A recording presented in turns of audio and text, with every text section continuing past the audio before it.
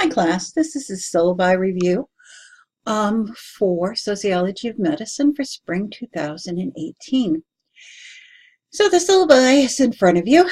You notice it's in the tab above if you got to this video.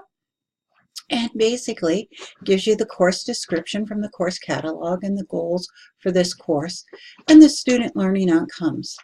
Those student learning outcomes are tied to the general education student learning outcomes as well as the student learning outcomes for sociology.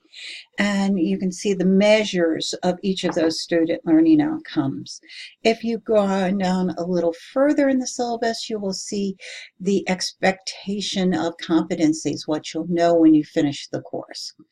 But I think for most of you, what you really want to know is how the course is going to be organized, what am I going to have to do, and what's there. Well, the required textbook for the course is the Sociology of Health, Illness, and Healthcare. This particular text is by Rose Worth.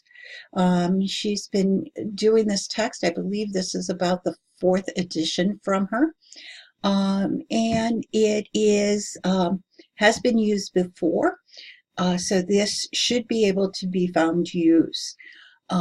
You are also, as far as required readings, required to view how to write, and that is an error, how to write a sociology research paper. And those are videos available to you online. It follows the same as the recommended reading, the Sociology Writing Group, A Guide to Writing a Sociology Paper, the 7th edition, which is available in the library. So those are your beginning requirements. So as far as the grading scale, we use the standard grading scale for the department, and your grade will be based on the following. You'll have 4 major assignments, each worth a different level, as well as discussion boards each for each module, and a module assessment for every module. So the required language of the syllabi is here for spring of 2018, which refer to the Title IX protections, the copyright laws, academic integrity, and everything needs to be originally created for this course. So that's a very important piece for you to manage. So let's look at your assignment. Your first assignment is the critical analysis of an interview with a healthcare professional. Now this one is due by February 9th. You're also going to have a discussion board on this topic as well. So you need to find a healthcare professional. Now if your major is nursing or your major is social work, I would ask that you go outside your major and interview someone different than your own perspective within that. So you might want to, if you're a social work major, interview a physician's assistant, a nurse. If you're nursing, then you might want to interview a physical therapist, even a social worker, a speech therapist, someone else in the medical profession. There are a number of guides on the website of what you need to do when you interview someone. And here are the directions. Well, the goal is to introduce the students to healthcare professionals and their concerns, and to examine both the positive and the negatives healthcare workers see in their profession. You could interview multiple people. Remember, the healthcare profession goes long before, well beyond just doctors and nurses. But there are many other people who are actively involved in that healthcare system. Then you need to create a number of questions that you are going to interview. You are encouraged not to interview someone that you know extremely well because you think you'll know those answers to the questions. It also can affect what they say to you because they may not want to answer you in such a way that would hurt your feelings or injure someone that they think you know. After that, your process is to write at least a 3-page review about the questions you've asked and what they've responded. And then finally, in your conclusions, refer that back to the things that you learned and the tie to sociology. By the time you get to this, you will have 3 weeks into the course, so you have some idea of the ideas that sociology is looking for. Assignment number 2 is a very, very simple assignment. You are to find a journal article by looking on Social Index on a topic that you're interested in, thinking about for your paper, and you are to write an annotated bibliography. That information on how to write one is available to you on the D2L site that I've just told you that you're required to view on how to write a paper. And there are additional information available to you on the library website as well. So when you go into the library website, you can look at annotated bibliographies and they give you directions on how to do one. This also gives you the total process. You pick an article.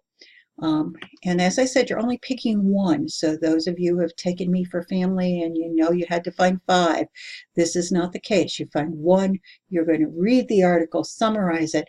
That'll know that you can find research articles on a Social Index that you've been able to follow through on that. This project is due by February 26th before you go on spring break, and it gets you thinking about the issues that you may address in your research paper. Your third assignment is ethical issues, and this comes at the very end of the course where you're going to write a paper about the ethical issues after we've completed the whole course on one of these topics and some of the problems. So this really ties to the very last chapter. Your major project in the course is the sociology research paper. And these are the guidelines for it. And again, the video goes into how to write a sociology research paper. Please note that your research paper is due before your ethical paper. So when it comes into place, you're going to see that it is due on April 16th. They will be reviewed, and then you will be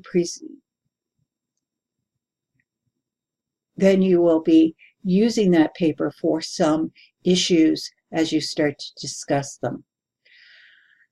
Next point of grading are your discussion participation. That's worth 200 points, and if you notice, that's equal to your research paper. So pretty powerful as you get into that project. 200 points. So each week at module time, you will have a discussion board question to answer. You are to complete your response to it by Wednesday at 11:30 p.m. and come back and interact with the rest of the students, and that needs to be completed by Sunday at 11:30 p.m. The grading criteria for discussion boards is as follows. You will also find this under content on your paper, and you will find it linked to your discussion boards. In D2L, I actually can grade using this, and you notice this is an 18-point system here that comes into play. But to receive all points, you must participate, not only your initial first participation, but then to comment on 3 others. And it guides you. So aiming for the excellent level here, participates 4 to 5 times. In other words, the first initial post and 3 more. Your posts need to be well developed and fully address the questions given. They should be fairly lengthy, and they should be supported by references to the course material, and should include personal information. If it's imperative, I do not ask you to share things that would be bothered to be shared, but you should be adding and contribute to this discussion putting up comments like good post or you really hit the nail on the head with your comments do not qualify as appropriate comments to add to the initial post. So I would recommend you look that over a little bit more. But here's the tentative schedule for the course. You'll find that I will try to have at least 3 modules completed ahead of time for each class. And therefore you can work ahead, but you need to make sure that you come back and look at the discussion boards again. But the modules basically follow the chapters. There are some additional work like the ethical issues that come into place as we start looking at that, as well as you can see sometimes we may be dealing with a particular area for more than 1 week, such as with Module 10, the healthcare professionals. And then we'll do a wrap-up, just kind of a discussion of what you've learned from the course and what you've learned from writing your papers at the end of the class. With that, that's the quick review of your syllabus, but always turn back to the syllabus first regarding questions, and other ones you can place those, as I told you in the introduction. You have a comment box on your discussion boards to just ask questions concerning the course material. That said, have a great day.